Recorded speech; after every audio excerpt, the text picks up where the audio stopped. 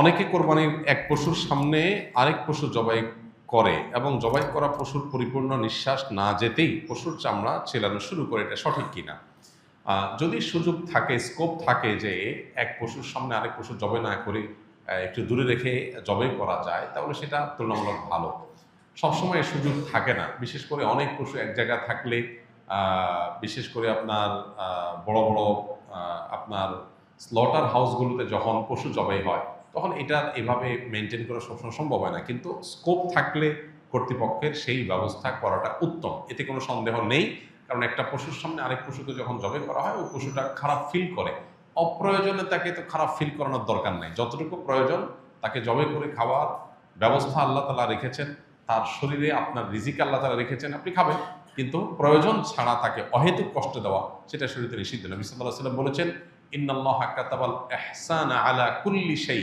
আল্লাহ প্রতিটা বস্তুর প্রতি ইহসান করতে আমাদেরকে ফরজ করে দিয়েছেন, নির্দেশ দিয়েছেন। সো আমরা যখন প্রাণীকুল পশু পাখি, সেগুলো হালাল পশু পাখি জবে করে খাবো, সেক্ষেত্রেও তাদের প্রতি ইহসান করার নির্দেশ নবী সাল্লাল্লাহু আলাইহি ওয়াসাল্লাম দিয়েছেন এবং বলেছেন, তোমরা যখন জবে করবে ফাহসিনু যিবহাতা, তখন যেই পশুটাকে জবাই করছো তার প্রতি অনুগ্রহ করো। কিভাবে অনুগ্রহ করো? অহেতুক কষ্ট দিও না। যে কষ্ট না দিলে চলে, সেটা কেন দিতে যাবে?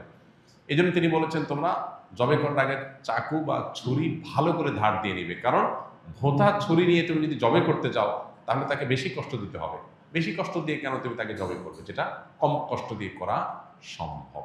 এই জন্য এই জিনিসটা একটা গুরুত্বপূর্ণ দিক। আরেকটা হলো যে পশু জবের পর যে তার চামড়া ছেলা শুরু করা প্রাণ বের হওয়ার আগে, খুবই গর্হিত কথা।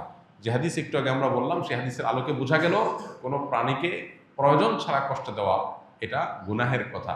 অতএব কোরবানি করেছেন, পশু জবাই করেছেন, পশুর এখনো প্রাণ বের হয় নাই। আমাদের কসাই ভাইয়েরা যারা কসাইয়ের কাজ করেন, 12 মাস আপনারা গরু ছাগল এগুলো জবাই করে থাকেন, আপনাদের আল্লাহর ভয় করা উচিত। আমাদের সবাইকে আল্লাহর সামনে দাঁড়াতে হবে। দুনিয়ার প্রত্যেকটা কাজের জন্য আল্লাহর কাছ থেকে পুরস্কার বা তিরস্কার মুখোমুখি আমাদের হতে হবে। সো আমরা যদি কোনো পশুকে অহেতুক কষ্ট দিই, প্রয়োজন ছাড়া কষ্ট দিই, আননেসেসারি কষ্ট দিই, তার জন্য কিন্তু কিয়ামতের ময়দানে জবাবদিহি করতে হবে।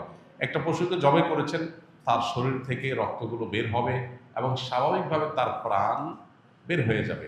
সেজন্য আপনি অপেক্ষা করতে হবে। এখনো প্রাণ আছে, ওই অবস্থায় আপনি চামড়া ছেলা শুরু করলেন, পায়ের রগ কাটলেন, এই বিষয়গুলো হলো প্রয়োজন ছাড়া তাকে কষ্ট দেওয়া।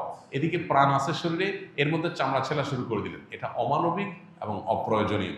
সেজন্য এই কাজটা করা না যায়। কোরবানিতে যদি আপনার পশু জবাই করার পর আপনি যে কসাই নির্ধারণ করেছেন, নিয়োগ দিয়েছেন, সে কসাই এটা শুরু করে, আপনার দায়িত্ব হলো কসাইকে থামানো, যে না, পশুর প্রাণ পরিপূর্ণ বের হওয়া পর্যন্ত তুমি তার শরীরে কোনো চাকু ছুরির পোজ দিতে পারবে না। অনেকে বলে যে একটু খোঁচাইলে, রগ কেটে দিলে প্রাণটা আগে বের হবে। না, এটা করতে গিয়ে তুমি আরও তাকে কষ্টের মুখে ফেলবে, এটার কোনো প্রয়োজন নেই। এই জন্য এই বিষয়গুলো আমাদেরকে দেখতে হবে। এগুলো যদি আমরা না করি, তাহলে আমাদের কোরবানির গুণগত মান কমে যাবে, সওয়াব কমে যাবে, বরং কোনো কোনো ক্ষেত্রে গুনাহ হতে পারে আমি যদি পশুর অহেতুক কষ্ট দেওয়ার কারণ হয়ে পড়ি। যিনি কসাই, তিনি হয়তো আমার এটার জবাই শেষ করে তিনি আরেকটা করতে যাবেন, 2টা মিনিট তার সবর সহ্য হচ্ছে না, এই 2টা মিনিট এটা দেরি করলে পশুটার প্রাণ বের হয়ে যায়। সে 2 মিনিট বাঁচাবার জন্য তিনি আমার পশুর উপরে অহেতুক আপনার ছুরি চালাচালি করছেন। এগুলো আমাদেরকে থামাতে হবে এবং দায়িত্বশীল আচরণ করতে হবে। মৃত ব্যক্তির পক্ষ থেকে কোরবানি করা যায় কিনা? যদি করা যায়, তাহলে ওই মৃত ব্যক্তির কবরে সওয়াব পৌঁছাবে কিনা? মৃত ব্যক্তির পক্ষ থেকে কোরবানি করা যায় এবং জীবিতরা মৃত ব্যক্তির তরফ থেকে কোরবানি করলে সেটার সওয়াব মৃত ব্যক্তির আমলনামায় জমা হবে ইনশাআল্লাহ তাআলা।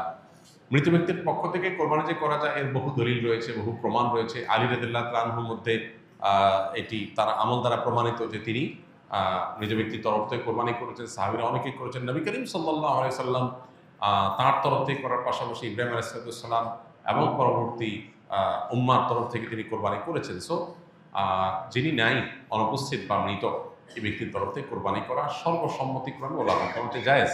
তবে হাম্বলী মাযহাব ওলামা ইকরামের অনেকের মত হলো জীবিতদের সাথে যুক্ত করে মৃতদেরটা করা যায়, যেটা রাসূল আকরাম সাল্লাল্লাহু আলাইহি ওয়াসাল্লাম করেছেন।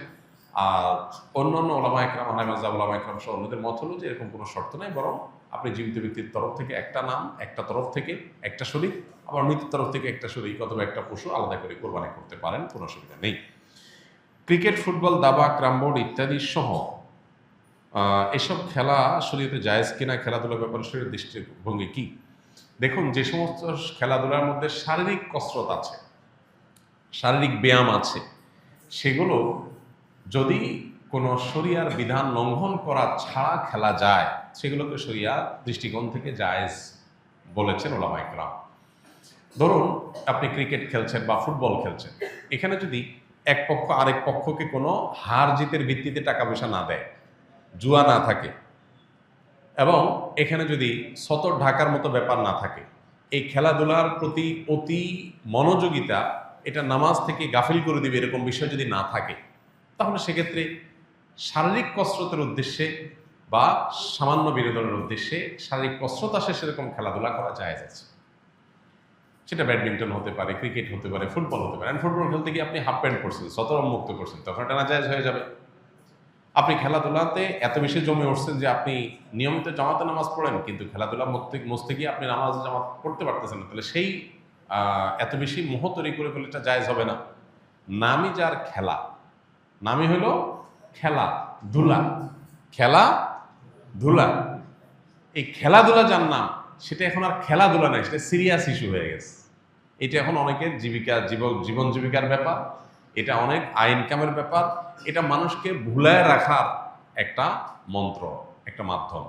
এটার পেছনে হাজারটা বিষয় জড়িয়ে আছে। এজন্য ওই লেভেলের খেলাধুলা সেগুলো ভিন্ন।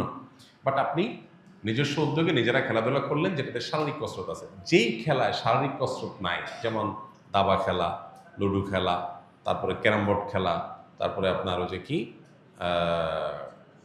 তাস খেলা, এই জাতীয় খেলাগুলোতে কোনো শারীরিক কোনো ফায়দা নাই, মানসিক কোনো ফায়দা নাই, এগুলো জায়েজ নাই শরীয়তে।